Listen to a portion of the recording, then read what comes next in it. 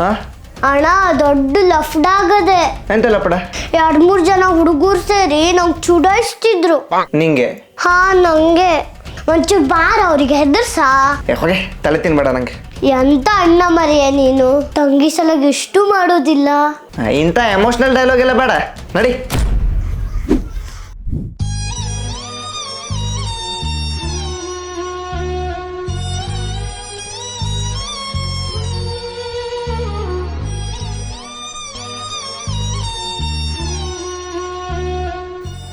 ಅವ್ರು ಎಲ್ಲಿದ್ರೆ ಹೇಳಿ ತೋರ್ಸ್ ಬಾ. ಇದು ಬಿಟ್ಕೊಳ್ಬೇಕಿತ್ತ, ಅದಕ್ಕೆ ನಾನು ಬಕ್ರ ಮಾಡಿದೆ.